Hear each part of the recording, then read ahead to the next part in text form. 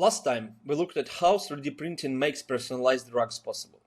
The question for today is, how do you actually design the right pill? Because designing a drug isn't just a mixing ingredients. You need to decide the structure, the materials, the release timing, and all of that is incredibly complex. Think about it. To know whether a pill design works, you usually have to make it, test it, and measure how the drug is released. And doing that again and again is slow and costly. That's a real bottleneck. It slows down development, increases cost, and makes true personalization very hard. So here's a key idea from this paper. AI, systems that learn patterns from the data, can design these drugs before you print them. But doesn't AI also need data to learn how to make the right decisions?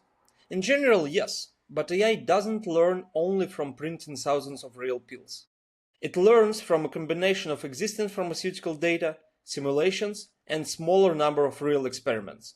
In other words, instead of testing everything in the lab, you first test a huge number of design computationally. The paper says machine learning models can simulate and optimize dissolution, bioavailability, and stability.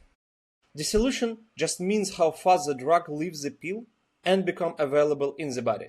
So AI models can estimate that behavior before the pill is even printed. Next, AI can learn from known relationships in pharmaceutical science, which excipients affect release, which materials improve stability, and how geometry changes performance. The paper explicitly links structure and geometry to release behavior. And this is where it gets interesting. One of the concrete approaches mentioned in the paper is a genetic algorithm. That's an optimization method inspired by evolution. It generates many candidate designs, keeps the best ones, modifies them, and repeats. So instead of asking, is this one pill design correct? The system asks, out of thousands of possible designs, which one looks most promising based on the model?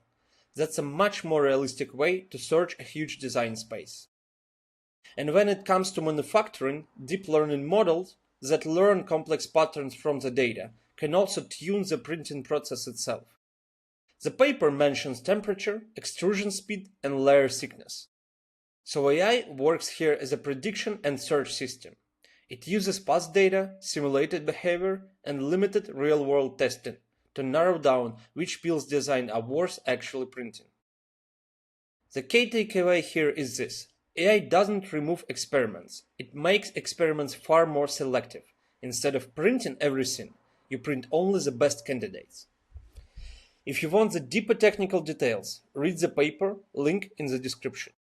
Please subscribe, and if you need any help to build your own AI software, please don't hesitate to ask us. Pivotal AI will be happy to help.